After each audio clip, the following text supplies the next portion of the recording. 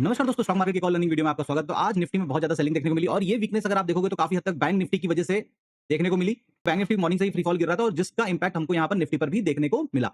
कल market complete sideways थी gap up open होने के बाद। तो पॉसिबिलिटी ये थी कि मार्केट शायद यहाँ पर अगर इस रेंज को ब्रेकआउट करेगी, जो कि ये लेवल आप देख सकते हो, 10 मिनट का चार्ट लगा हुआ है इसके ऊपर, क्योंकि मार्केट यहाँ पर खुलती तो इसी रेंज के अंदर लेकिन इसके ऊपर निकली, तो ये पॉसिबल था कि मार्केट साथ एक अपसाइड का मूव दे, क्योंकि ये जो लेवल आप देख रहे हो, जो ये रेड लाइन देख रहे हो 23,800 का, ये बहुत इंपॉर्टेंट लेवल था मार्केट का, क्योंकि पहले ये सपोर्ट की तरह काम कर रहा था, ब्रेकडाउन के बाद एक सॉलिड सेलिंग देखने को मिली और फिर ये कंटिन्यू रेजिस्टेंस की तरह काम कर रहा था। और फिर ये जो मार्केट का गैप अप ओपन हुआ मंडे को, तो उस वजह से थोड़ा सा यहाँ पर बुलिश व्यू थे। बस खाली एक ही चीज थी जो कि क्लियर बोल रही थी, और वो मैं बोलता हूँ कि पीसीआर देखना क्यों इंपॉर्टेंट है। मॉर्निंग में ही पीसीआर हमारा 1.28 या 1.3 के आसपास था। इसका मतलब ये था कि पीसीआर अपने पीक पर है। इसीलिए मैंने कहा था कि अगर मार्केट एक बार ये पहले नीचे आ जाए, थोड़ा सा नीचे आने से क्या होता कि ये पीसीआर भी हमारा रिड्यूस होता, और एक बार अगर ये पीसीआर मॉर्निंग में 0.7 या 0.8 पर आता और उसके बाद अगर ये मार्केट नीचे से अपसाइड का मूव देती, तो जो हमको ये ट्रेंड ऊपर से नीचे की तरफ देखने को मिला, फिर यही ट्रेंड सीधा नीचे से ऊपर हो जाता, क्योंकि जब मार्केट ये यहां पर गई तो यहां पर पीसीआर अपने ऑलमोस्ट पीक पर पहुंच गया था, तकरीबन 1.45 और 1.48 समथिंग। ठीक है, तो उसकी वजह से अब ऊपर जाना थोड़ा सा इसके लिए स्ट्रगलफुल था। क्यों? क्योंकि पीसीआर अपने पीक पर पहुंच चुका था। तो ऐसी कंडीशन पे मोस्टली पीसीआर रिड्यूस करना स्टार्ट करता है, और जब पीसीआर घटता है तो मार्केट में हमको इस तरीके की सेलिंग देखने को मिलती है, और यहां पर फिर मार्केट धीरे धीरे धीरे धीरे करके यहां पर हमको नीचे आते हुए दिखी।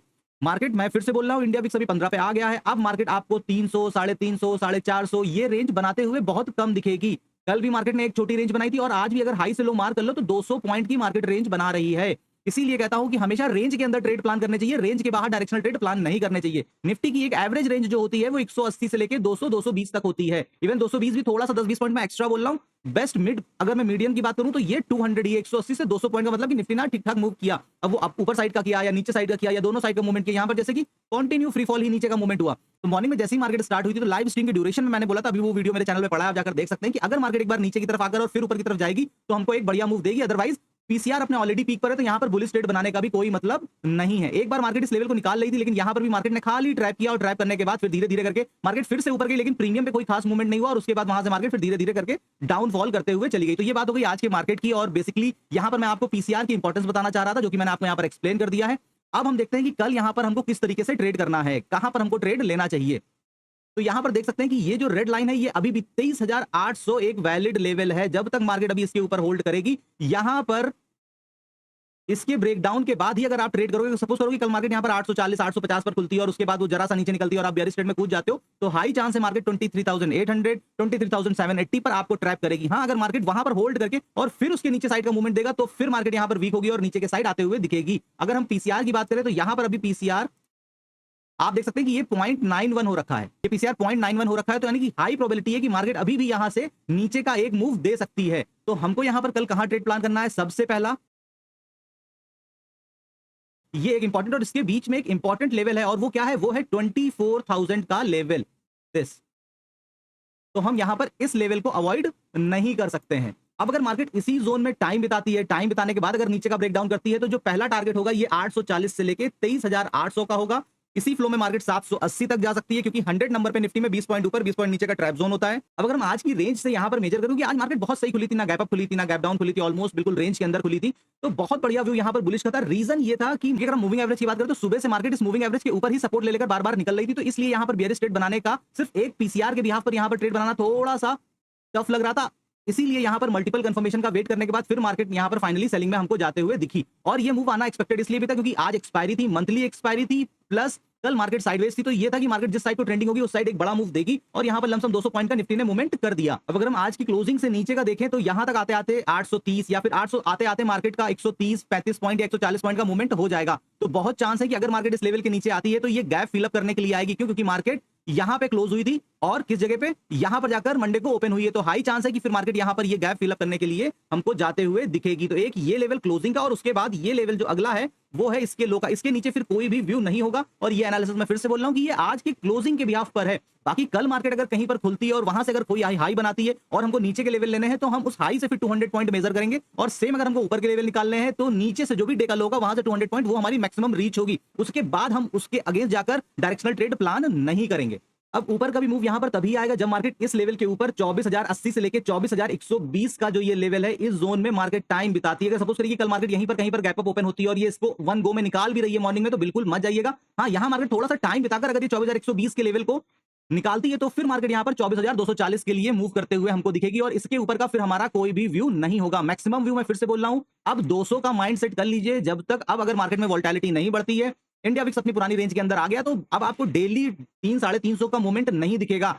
180, 190, 200 इसकी आदत डालिए, क्योंकि अगर आप इसकी आदत नहीं डालोगे तो सबसे बड़ी बात यह है कि आप इन लेवल्स पर भी जाकर और बियरिश ट्रेड प्लान करने की कोशिश करोगे और वहां पर फिर आपको कुछ भी नहीं मिलेगा और most of the time market आपको ट्रैप करेगी। तो पहली चीज तो यह है कि इसकी आदत डाल लीजिए, क्योंकि पिछले 2 महीने में मार्केट ने बड़ी बड़ी रेंज बनाई है, तो कहीं हद तक अभी भी हमारा माइंड वो बड़ी रेंज के फोमो में जाकर ट्रेड प्लान करता है, तो उसको अवॉइड करिए। दूसरा, पीसीआर के पॉइंट ऑफ व्यू से भी अभी भी पीसीआर 0.91 पर है, तो अगर अर्ली मॉर्निंग थोड़ा सा ऊपर का मूव आ भी जाता है और ये पीसीआर 1 आ जाता है और उसके बाद फिर मार्केट गिरना स्टार्ट करती है, तो नीचे का मूवमेंट आ सकता है और ये मूवमेंट कहां तक आएगा, एटलीस्ट पीसीआर 0.5 या 0.4 तक पहुंचेगा। उसके बाद ही फिर मार्केट यहां पर एक अप ट्रेंड लेते हुए दिखेगी। तो ये दोस्तों मेरा एक पर्सनल व्यू था। ऊपर की मैक्सिमम रेंज वो भी तब जब मार्केट इस जोन के अंदर 24,040 या 24,050 से 120 के बीच में खुलती है और फिर यहां से जाती है, तो 240 का मैक्सिमम व्यू है। उससे ज्यादा का मेरा ऊपर व्यू नहीं है, क्योंकि मार्केट की रेंज छोटी हो गई है। और सेम नीचे 840, अगर मार्केट इस 840 को बीट करती है तो ये पूरा बहुत स्ट्रॉन्ग जोन है, 840 का, 800 का, फिर ये 760 का। तो मे भी पॉसिबल कि मार्केट यहां पर अपने जो भी ये गैप है ये फिलअप करने के लिए आए। तो इस फ्लो में मार्केट 840,